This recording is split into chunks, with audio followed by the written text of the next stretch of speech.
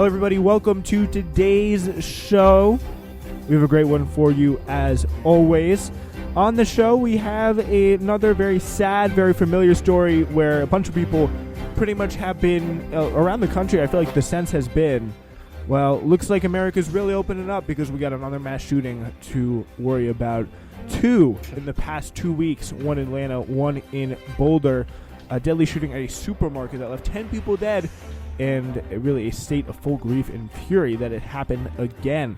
We're going to talk to Zach, who is, by the way, pretty pro-gun for his left-wing positions about what is the best way to stem this flow of violence, a perspective that some of you liberal listeners may find a little bit different from what you may normally hear.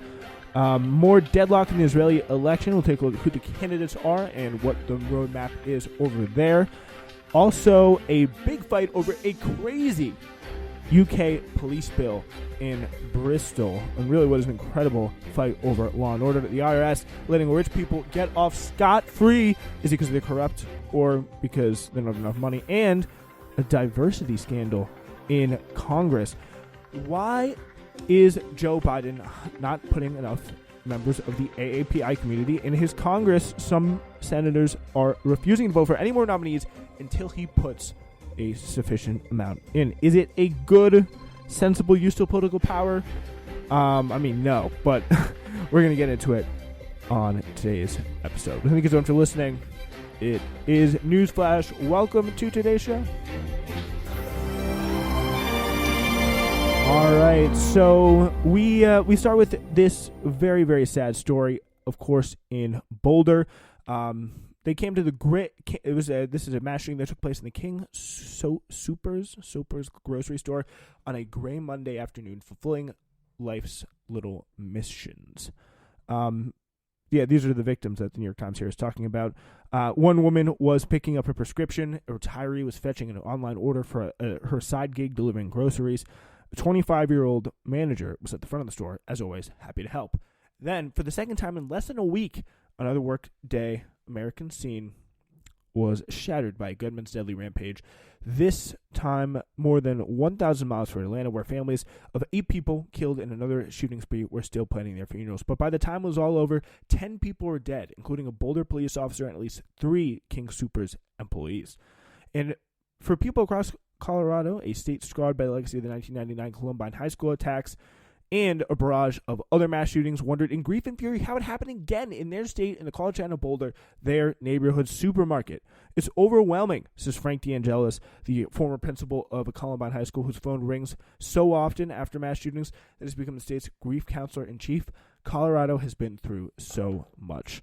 Law enforcement officials said that the 21-year-old suspect, Ahmad al-Alawi Alisa, had been armed with a handgun. Stellar pronunciation. I know, right? I really killed that. I wasn't even expecting it, but I really killed that. He had been armed with a handgun and military-style semi-automatic rifle and was wearing an armored vest when he carried out the attacks. In a detailed affidavit, investigators said the gunman began the rampage in the store's parking lot, then pushed aside Officer Eric Talley, an 11-year veteran of the Boulder Police Department, who was the first officer to reach the scene. Officers who swept into the store soon found him with a bullet wound to the head and dragged his lifeless body back outside. The authorities identified 9 additional victims as Denny Song, Nevin Stanisic, Ricky Olds, Trelona Bartkowiak. And the pronunciation's slowly going downhill from here. Suzanne Fontaine, Terry Leiker, Kevin Mahoney, Lynn Murray, and Jody Waters. So, yeah, a very, very sad story, and just remembering the victims. And really, the best way we could really kind of do this is I'm not too familiar with the motive of this shooter here. So let's just read a little. It's revealed yet. They did not offer a motive for attacks, but they were beginning to sift through a sprawling crime scene and unravel Alyssa's past and his actions in the days leading up to the attack. Court records showed he was born in Syria in 1999, his birth date happening to land just 3 days before the Columbine attacks in Littleton, Colorado. He said he had lived most of his life in the United States. So, we don't know if we are looking at a situation where there was like some sort of like he was radicalized in some way. That's going to be something that we could look at, or some sort of like Muslim based I kind think of it's like terrorist right attack. wing extremism. Where have you heard that?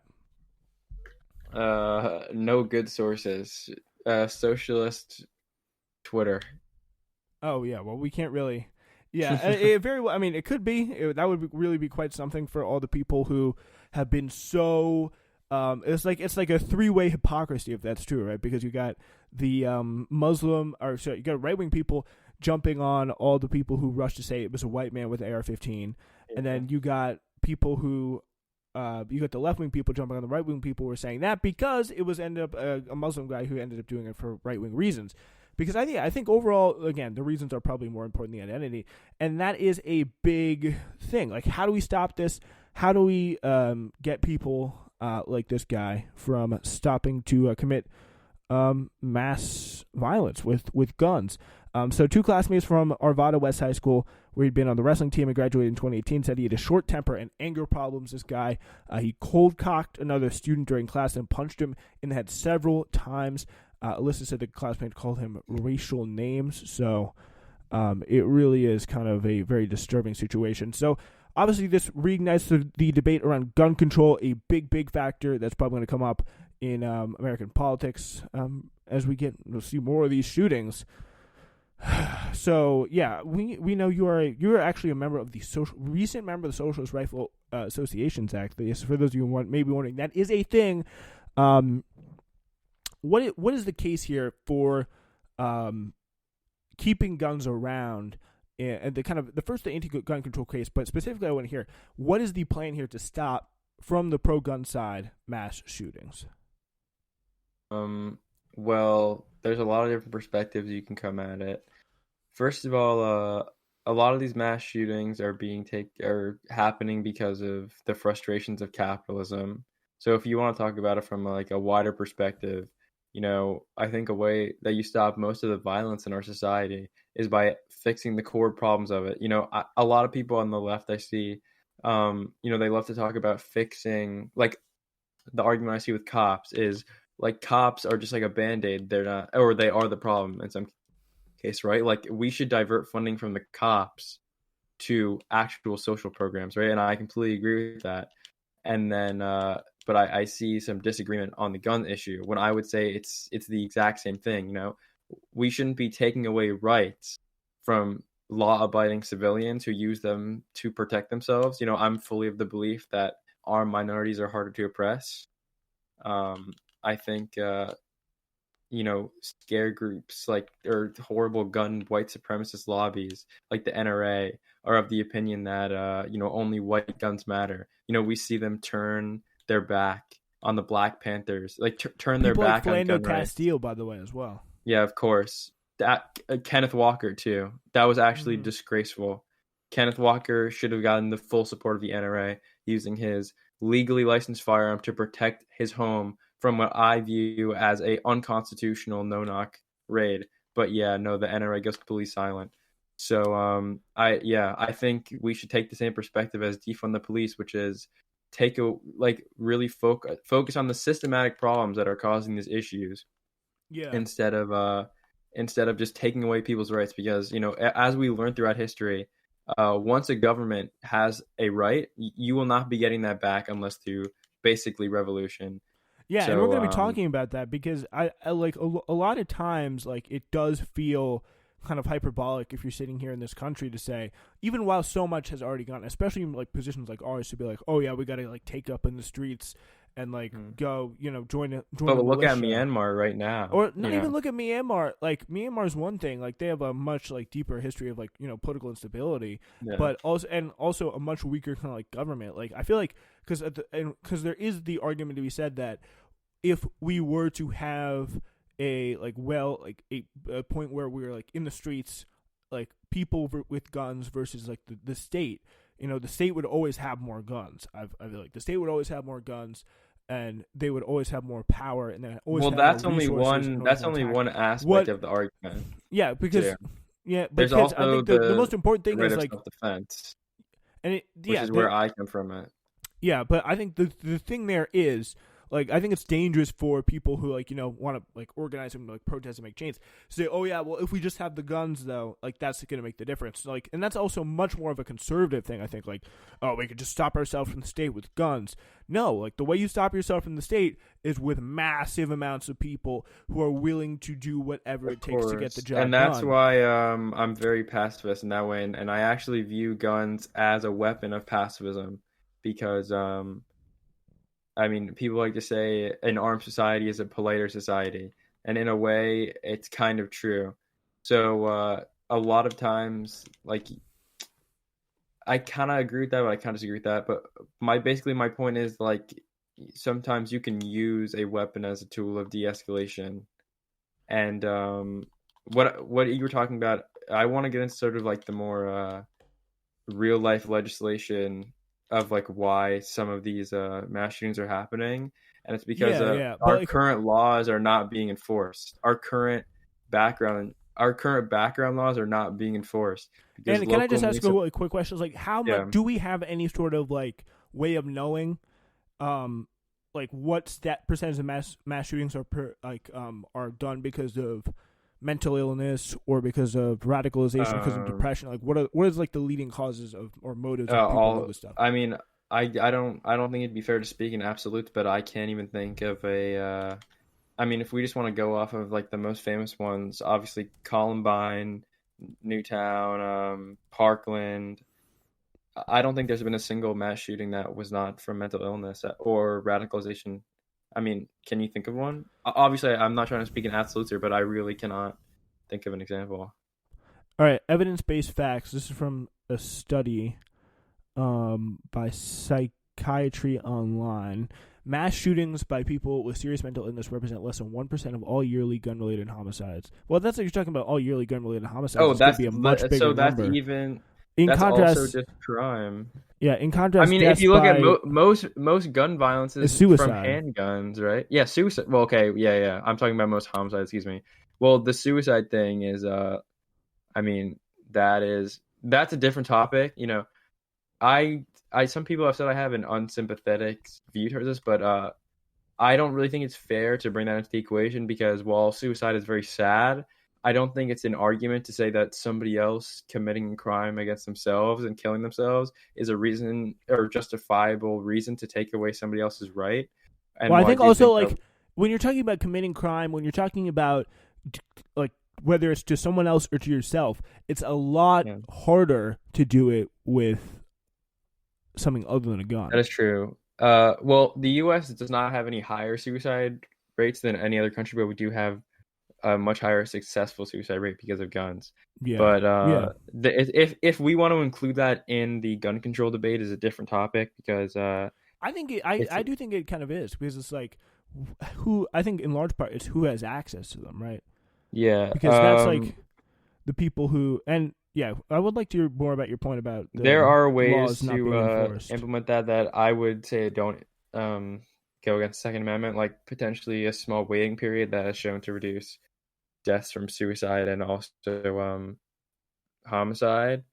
And then another thing I want to say is just that this is really important that a lot of people don't understand is we do not mandate that like local law enforcement send in all of their information to the FBI instant background check system. Let me look up that. So these these federal background checks are like very incomplete. So they're not the laws are not NICB. What is it called?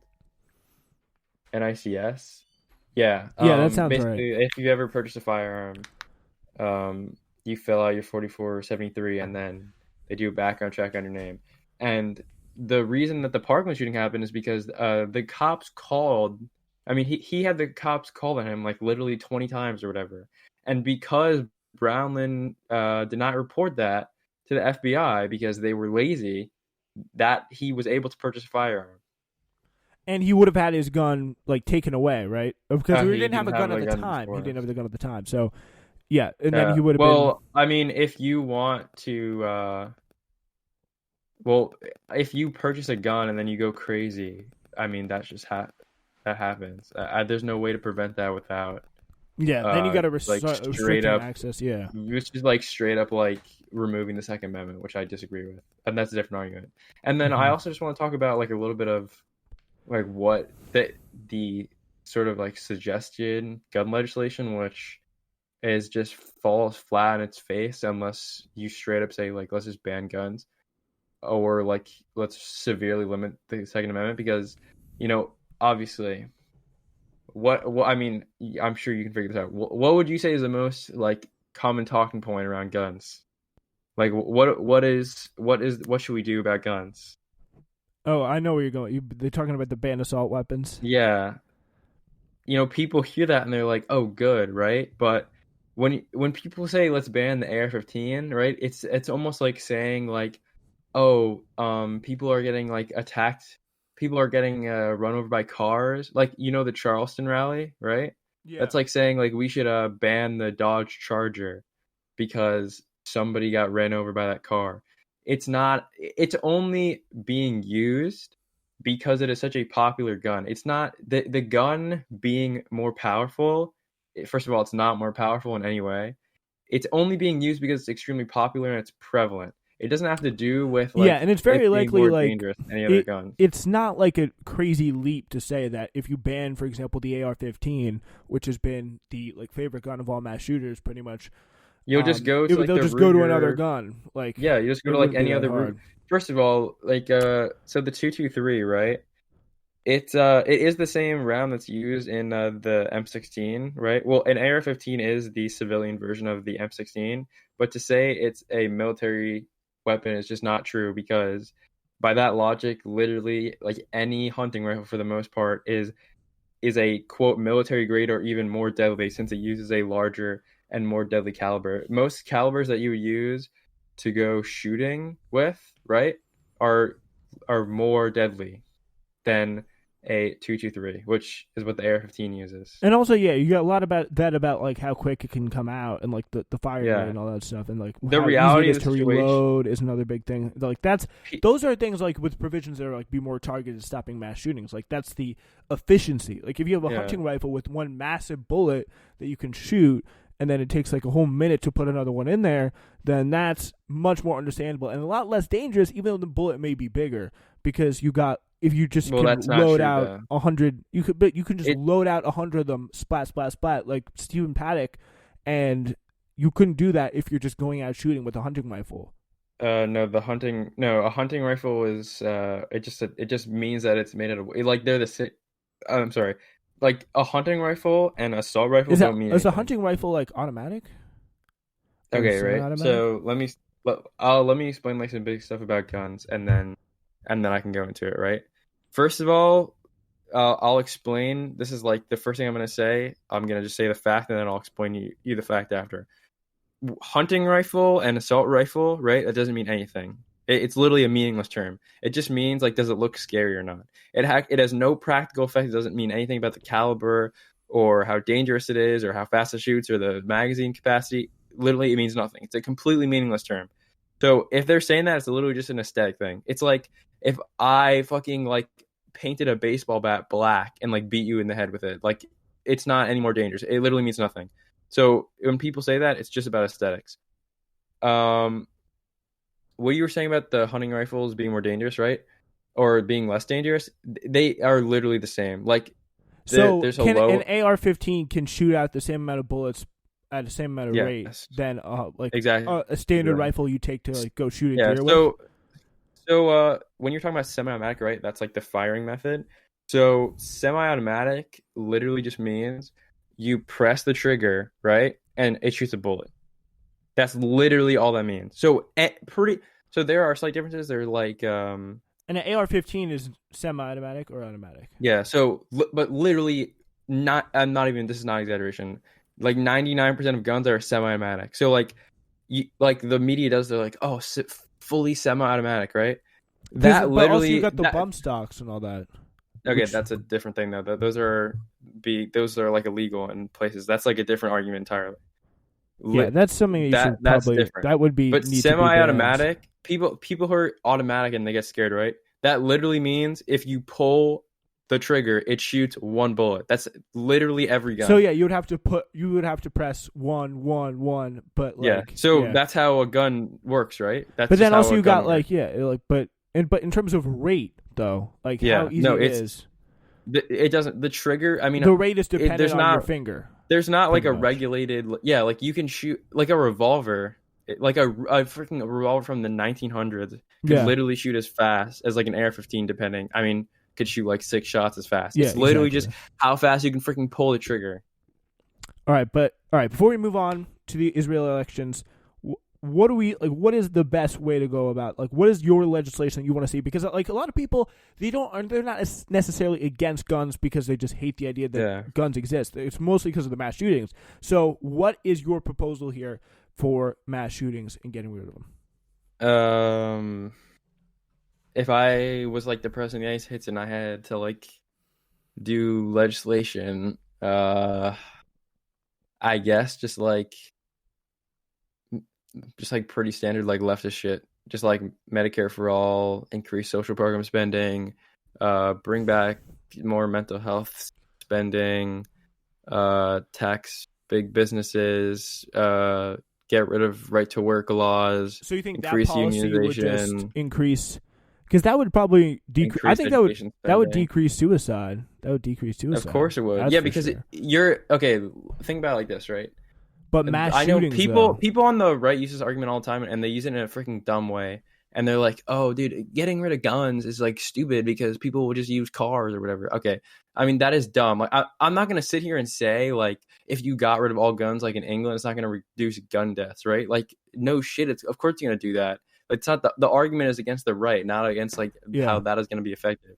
My point is like because of the rapid wealth inequality and social outrest in America, right?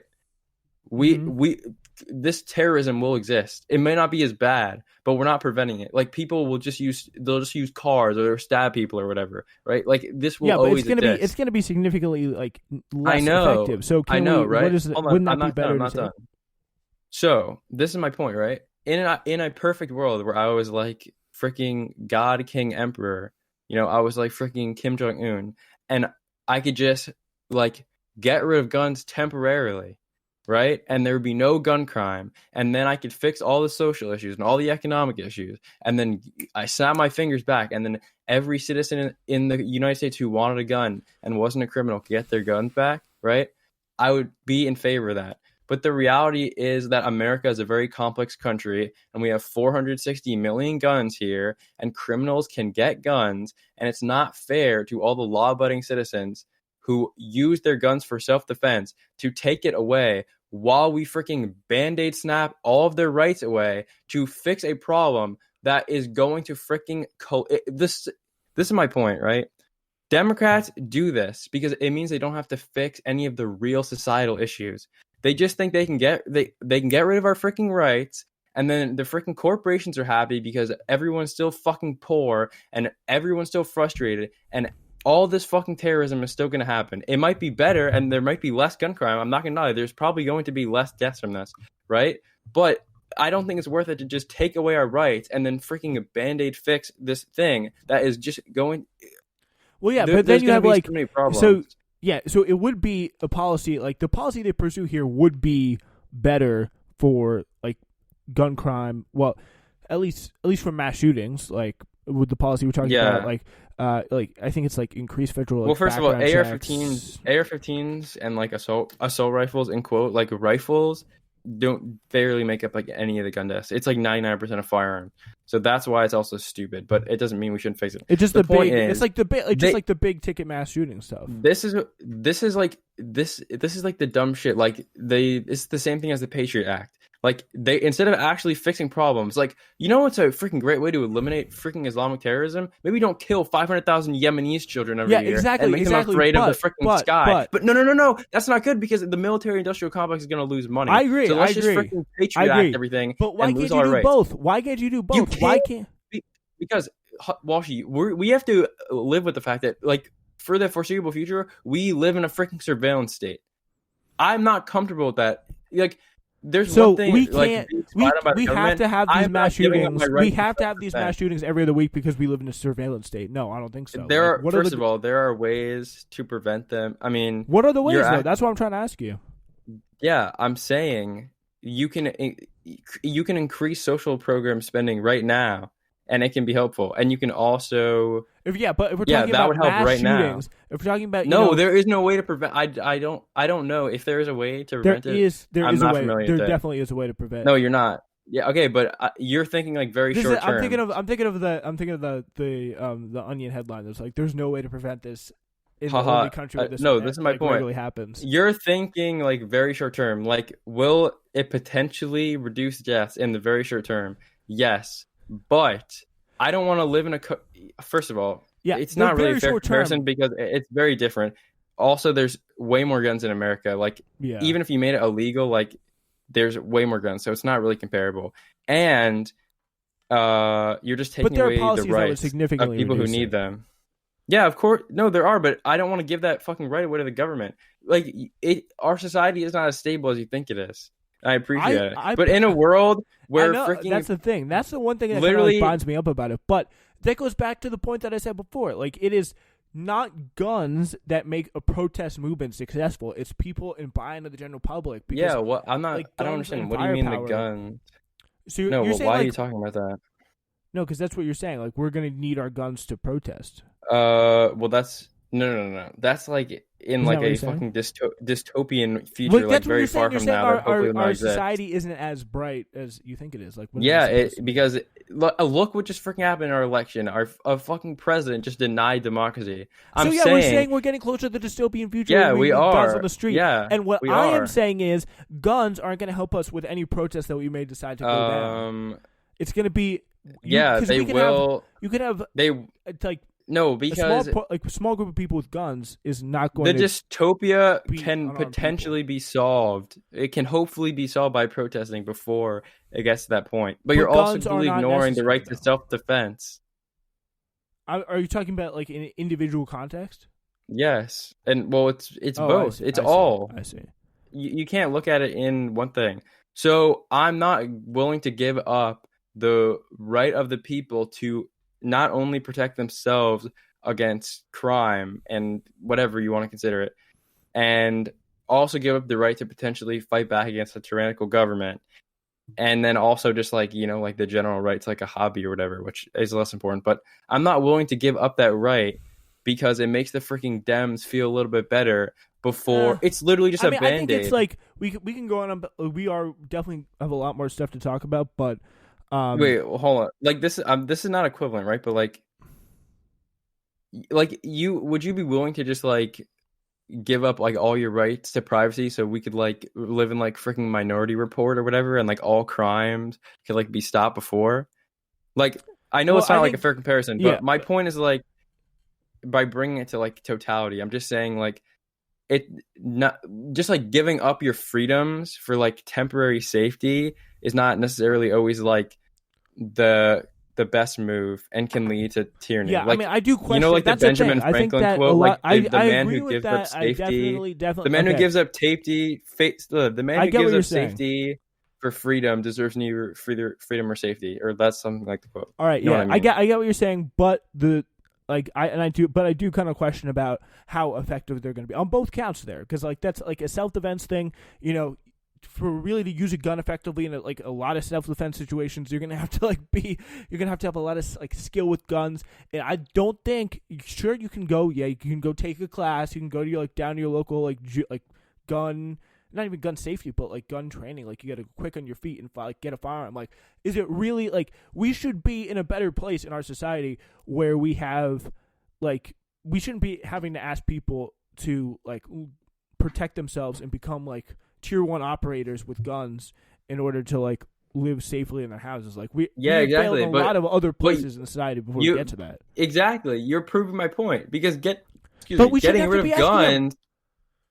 No, wait, Walshy. But you see how you're proving my point, right? Because what you just said is completely true, kind of, right? Why should we be asking our civilians to protect themselves or whatever instead of fixing the problem? That's what the Constitution asks. or like No. gun rights My activists want to point think. my point is, yeah, fix the problem. You think getting rid of the civilians' guns is going to fix the problems that they are defending themselves against? That won't do anything. Well, I'm saying not getting rid, like, but with reasonable regulations on Well, gun, okay, yeah. more than And we I'm have telling you, now, reasonable will regulation like does be not what significant. all right. All right. Along with the additional social That's fair enough. programs, will be significant enough to lessen the amount, like to at least to a significant degree. I can agree with of gun reasonable violence. regulation. So, like, what do you mean by that, though? Because a lot of times, like you people say, oh, common sense, right? Common sense regulation, and then you push them back on it even slightly, and their policy is just freaking get rid of guns that look scary. So, what policy do you suggest that would stop this? That's literally not just ban guns. I'm sympathetic to your thing about like definitely with the assault weapons, but I think like making sure the infrastructure and possibly improving the difficulty in what it is to get the guns, like the standard you have to set. But I guess, All right, like okay, I mean that's fair, right? But like, what's an example of that you think would be good?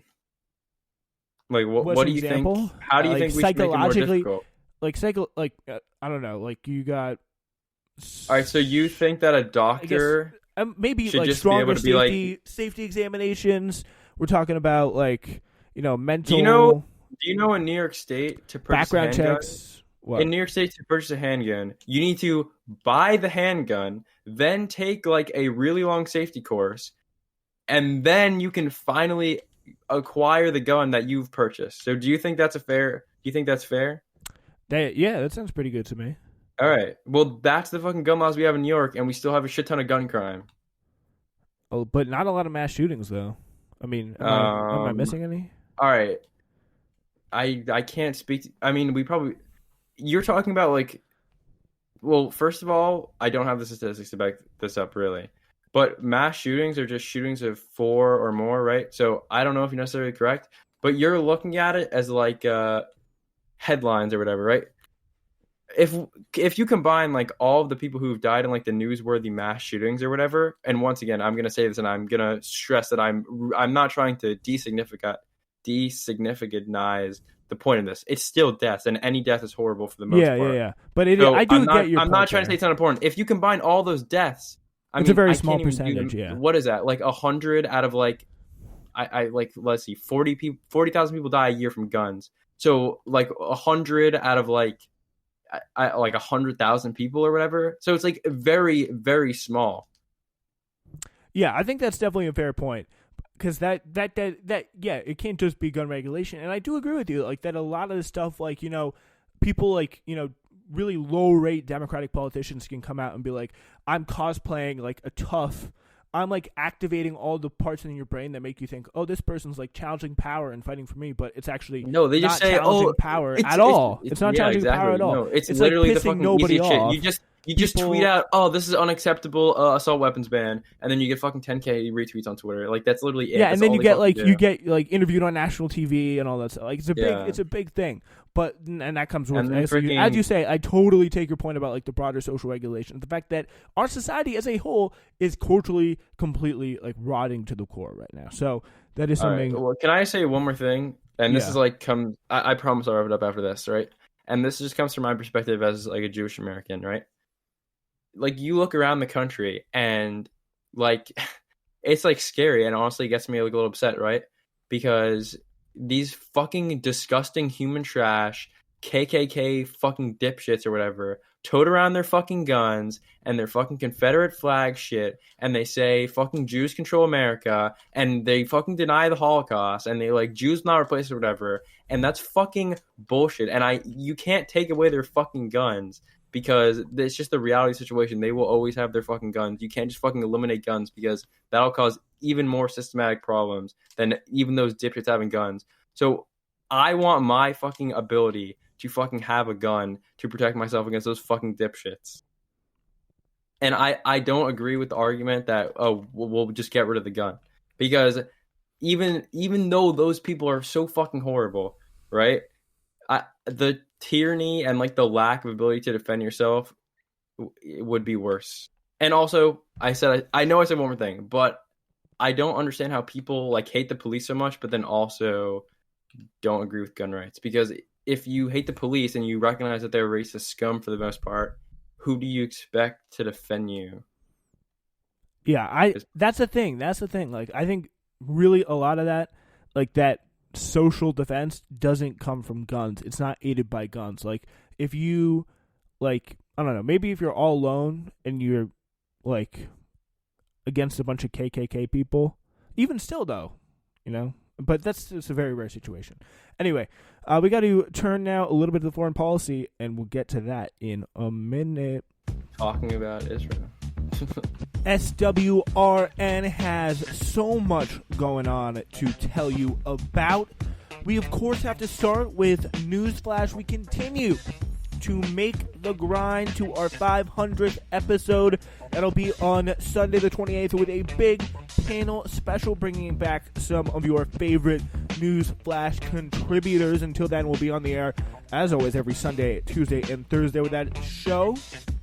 We start up our supplementary programming with a special all-new redesigned edition of Uncultured Design to highlight some of the most interesting parts of hip-hop, whether it be past or present. And, of course, we are working on that brand new season of Hidden History, continuing telling the stories we told in Season 1. Spencer Welsh Radio Network. Listen today on Spreaker.com/TSWS. All right, ladies and gentlemen, we have a little bit of foreign policy story to get to now. In Israel's elections, from the AP here, Israel parliamentary elections on Tuesday resulted in a virtual deadlock for the fourth time in the past 2 years. They're really not good at settling their politics at the moment. Of course, yeah, their internal politics. Exit polls indicated leaving Prime Minister Benjamin Netanyahu with an uncertain future in the country, facing the prospect of continued political gridlock. The exit polls on Israel's three main TV stations indicated that Netanyahu and his religious and nationalist allies, along with a group of anti-Netanyahu parties, both fell short of the parliamentary majority needed to form a new government. That raised the possibility of an unprecedented fifth consecutive election later this year. So it's really never going to stop. So the election was seen as a referendum on Netanyahu's polarizing leadership style, and the initial results that showed the country remains as deeply divided as ever, with an array of small sectarian parties dominating the parliaments. So there's a lot of like different parties that are all kind of like on one umbrella, and then of course that's the pro-Netanyahu umbrella. You got like nationalists or like ultra-Orthodox Jewish groups, kind of all under this pro-Netanyahu Likud pro-Israel umbrella. And then you got, I'm not really too familiar with, honestly, the Israeli, like what are they going to be like? We like Israel, but we want to be nice about it. That's, I don't know. The results also signal a continuing shift of the Israeli electorate toward the right wing, which supports the West Bank settlements and opposes concessions and peace talks with Palestinians. That trend was highlighted by the strong showing of an ultra-nationalist and anti-Arab religious party. So for more on this, we have James Zogby in The Nation. He is talking about he's writing about this Netanyahu race, and he was talking about I don't know if he has a history about this, but he writes, it was April 30th, 1971 when I received my first death threat from one of Mayor Kahane's followers. I remember the day because it was my wife's birthday. We were living in Temple University graduate student housing in Philadelphia and woke up that morning to find an envelope under our door. Eileen opened it to find a threatening note, like those you see in the movies, with letters cut out from magazines and pasted on plain white paper. It read, "Arab dog, you will die if you set foot on campus again." In the years that followed, I would become all too familiar with Kahane, a Brooklyn-born rabbi who preached a virulently racist and violent ideology and his adherents in the Jewish Defense League. They would firebomb my office, murder my friend and colleague Alex O'Day, injure hundreds more in a decades-long campaign of violence targeting Arab Americans, Palestinians, and Jews who disagreed with them. In the late 1980s, the political party Kahane formed in Israel, called CAC, was banned because of extreme racism and incitement to violence. A few years later, a former JDL and CAC member, also from Brooklyn, Baruch Goldstein, massacred 29 Palestinians as they prayed at the historic Ibrahimi Mosque in Hebron in the occupied West Bank, leading to two groups and offshoots being banned as terrorist organizations by the United States and Israel. Now, nearly 50 years to the day after James Zogby, this reporter here's first encounter with Kahan's followers, Israel Prime Minister Benjamin Netanyahu has made an electoral pact with Kahanists in the Jewish Power Party for the second time in as many years. Public opinion polls show religious Zionism, a coalition of extremists, including Jewish Power, that Netanyahu helped engineer, winning at least 4 Knesset seats in the March 23rd vote. If they do enter the Knesset, Netanyahu managed to form another governing coalition, the Kahanists will be part of it. This is pretty much if Donald Trump had brokered a formal agreement with the Ku Klux Klan or neo-Nazis in exchange for their electoral support. That is the equivalent of what Netanyahu is doing again. So that is a little bit of a behind the scenes there of what's going on in Israel at the moment.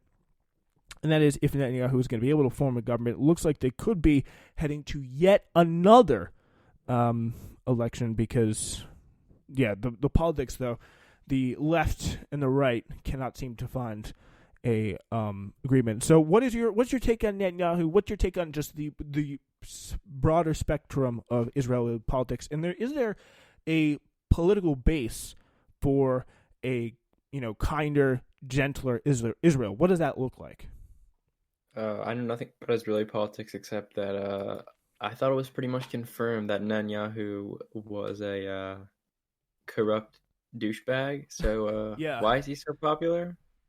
I mean, I think it's because I think at this point it's because of the policies. Like they like the unprecedented expansionism, the aggression against the Palestinians. I think like not no one obviously, but like the dominating force in Israeli politics is just not towards, or even in global politics, is not towards anything resembling a two-state solution at the moment. It's a very, very sad state of affairs.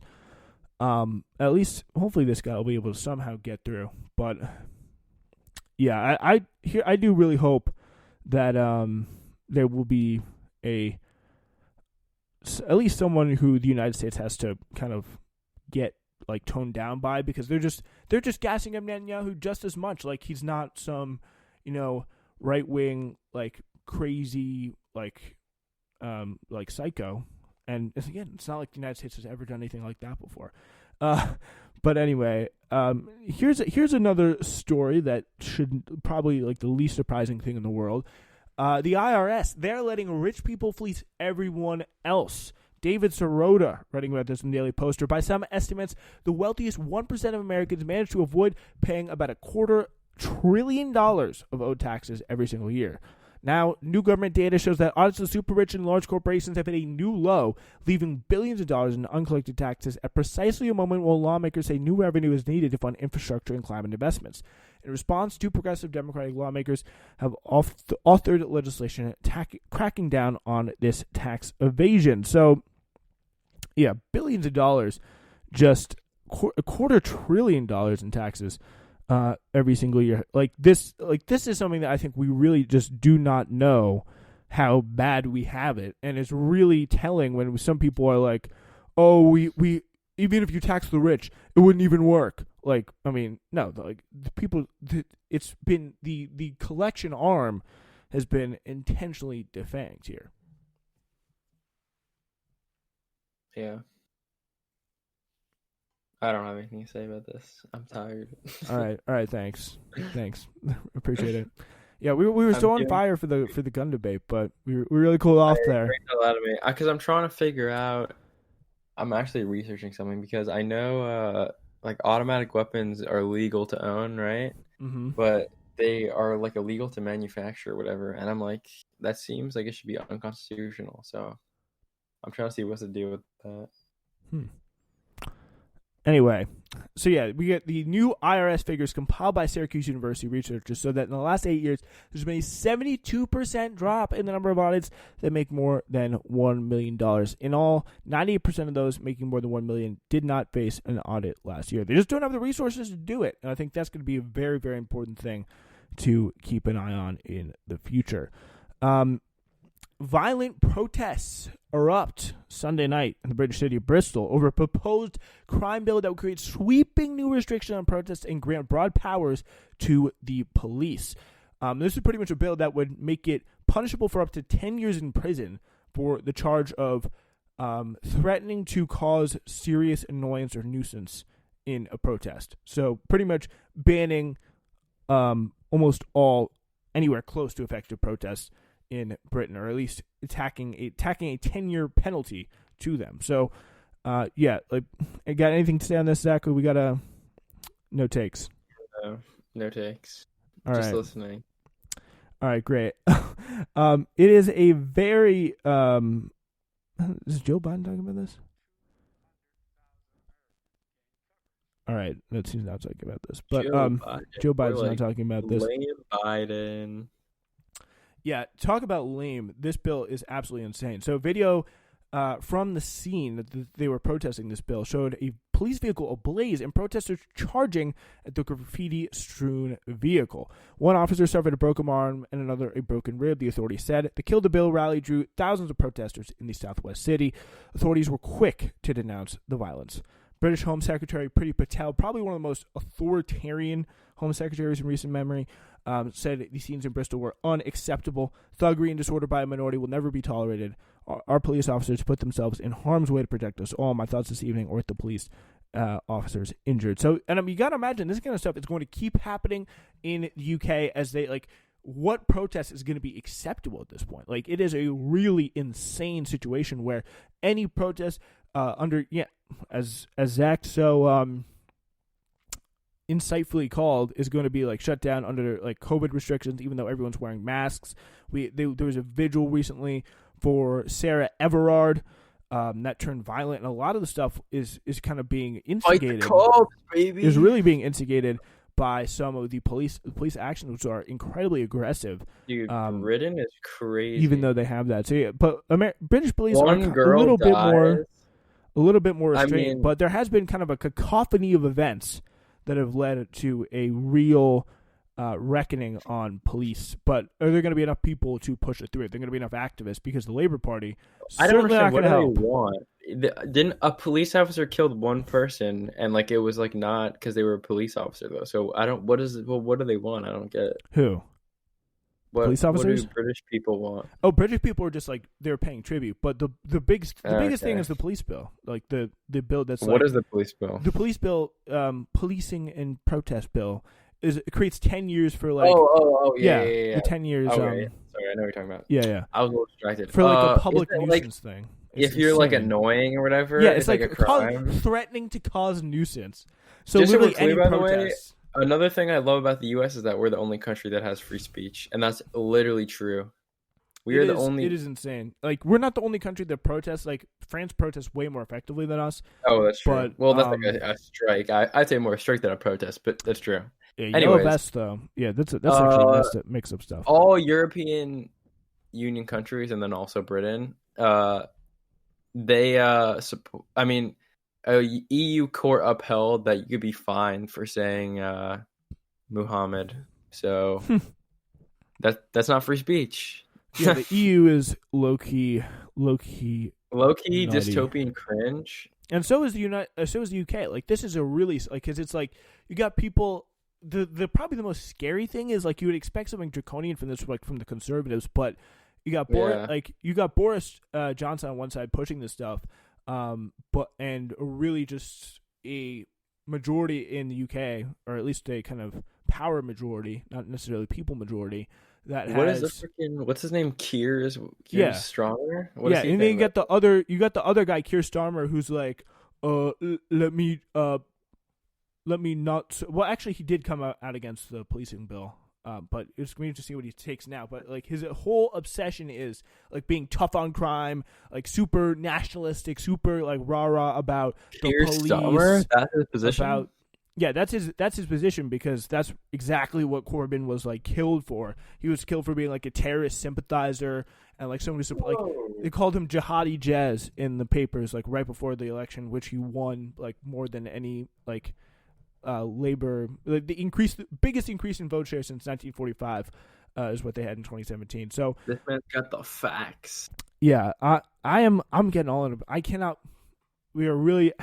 It's tough to schedule across the pond, I'll tell you that. But we'll have Andy Cowles on very, very soon, hopefully, and working towards that. But yeah, Keir Starmer, oh my God, just absolutely disgrace there, because like there's no strong opposition, and the culture, the media culture, there is no one out there coming and saying, I mean, other than really the people, like shout out to, again, to Navarro Media and some of those other like kind of left wing pro Corbyn outlets that came up in their wake. And are trying to say, you know what, there actually may be a problem here because the right to protest is being really seriously threatened. Labor, they're kind of challenging it in a lukewarm way. There's like, oh, we like some provision of this bill, but some of the protest stuff kind of goes a little bit too far for us, because they, of course, want to come off as like super pro police. I mean, to if appeal that to like a just certain in the US, bit of the country. I mean, that would get killed. I mean, hopefully in this. I mean, even I mean, I guess we're kind of the same. You know, like the freaking it's illegal to like insult a police officer or whatever. I mean, even that died in like Kentucky. So yeah. I mean, like who would introduce that freaking law? What a freaking. It is really insane. I think it was like it was like Priti Patel. Like I think Theresa May had a role in it. I'm not sure. You should be able to call a police officer whatever the frick you want. Yeah, and they should be able to do nothing about it. Like put the state even if on you say you like a slur slur or whatever. I mean, even if you say like the N word or like C word or whatever, you should still be able to say whatever the fuck you want to say to cop. Who wrote the UK protest bill? What is Theresa May doing? Is she in the House of Lords now or whatever? No, she's in the House of Commons still. Wait, what? I thought she was Prime Minister before. Wait, she was Prime Minister, but she just went back to being a MP. That's so weird. That would never happen in the U.S. Yeah, it's so awkward. Yeah, Winston Churchill, he like resigned like when he was like senile and like pissing his pants in like the cabinet meetings and stuff, and he was still an MP until he died after that, for like years after. Why? They just like keep voting him in? Yeah, because he's Winston. You're not gonna... he's Winston Churchill. Yeah. Oh my God, Theresa May is 3,000 followers away from 1 million. Yo, boost Theresa. Let's go. Hell no. Boost Theresa up. No, she was hilarious. No. I was doing this like kind of awesome thing where I was watching like the 2017 election like restream with of Navarro Media recently, just for the good vibes of like Corbyn winning, and it was amazing to see like, because I also want to like continue my exploration in British politics and like get the sense of what people were saying at that time, but like people were like really freaked because how bad Theresa May was. Like every seat she visited, every seat she campaigned in for Conservatives, they lost. Like every target seat, and she had the amount she won her home seat by was like incredibly shrunk. Like it was really bad. Just an absolute, really like she fell apart by the end. But and you want to talk about scary laws? What? This is some guy on Twitter who says all guns should be registered and tracked by the federal government. Everyone who owns a gun should be on a government list. The government should actively work to reduce guns in public circulation. This motherfucker is straight up arguing for like China-like surveillance, where every single person with a gun. That's what we call a very lib thing to say. Now that is, you want to talk about scary? That is scary. All right, we started the show on Tuesday and now it's Wednesday, so we are going to move on to our last story. President Biden, he's not been picking a lot of AAPI members for his cabinet. Tammy Duckworth and Mazie Hirono have pledged to not vote for any unless any cabinet nominees, period, unless they're AAPI. Zach, what is your take on this story? Do I really gotta say this, bro? Let's hear it. Spit it. ID poll much? It wasn't okay, dude. It wasn't a freaking Asian hate crime. I don't know why they think it is. Literally, it has nothing to do with that. Not everything is a freaking hate crime just because you attack somebody who isn't your race. It was also very clearly against sex workers. Like, I don't understand. Yes, Asian hate crime is a problem, but like, to be like, I really think it only raises the. I don't know. Like I've heard definitely conflicting. I could listen to a case why it would be justified to call it a hate crime and like really raise the alarm about it and say, okay, that's fair. But what I think, I mean, if it's a hate crime, it's a hate crime. I don't have any problem just saying it's a hate crime. What I think is not justified. I have heard nothing to say it's a hate crime besides the fact that that's not even the point. That's not even where I'm trying to go with this. But like the point is, the Democratic Party, like of all the moments where it decides to challenge Biden, it's over this. Like appointing a member of the Asian Pacific Islander community. What about when he fucking like literally bombed the Syria? chair of the FCC? This is what they're finding. They're like trying to get an Asian person into the chair of the FCC or OMB. Like, now these all are the kind of like, be like, no one cares about. If I'm part of the AAPI or whatever, then I can sit on the chair of the FCC and I can regulate communication Broadway. Like, what the fuck is so fucking stupid? Yeah, it's just so small bore. It's improving. It's proving that it's an incredibly effective brand of politics because like they're already doing these things that are like working. And this is the freaking news headlines that like get freaking housewives to be like, oh, like the Republicans like wouldn't do this. Like, stop making everything about freaking identity. Oh my god, the Democrats are the worst politicians in the entire world. Yeah, it's just such a. It just really just. I think more than everything, it just shows you what the mindset of the Democratic Party is at. They have all of the popular policies, and they still manage to like almost lose. Like literally, this is like the first time they've been. They don't have. They hate those policies, and they're literally doing like everything in their power to freaking get it up. It's like, why? Why can't you just freaking let him? Freaking not like this is the most diverse cabinet ever. This is so diverse. Why are you freaking taking a stand on this? Oh my god. Okay, even if this was a hate crime, I don't understand. One hate crime happens, and now like a person from a single group has to fucking be in this a very specific role. I don't understand. And the best part of all this here is a really great thing. Ryan Grimm tweeting this. Duckworth says she'll block all future Biden nominees until he names a high-ranking AAPI official. That demand just happens to come moments before she does a huge favor for Israel by opposing a lead advocate of the Iran deal under Obama. But he's white, so it's for justice's sake and for stopping AAPI hate. So, Queen just like, all the way.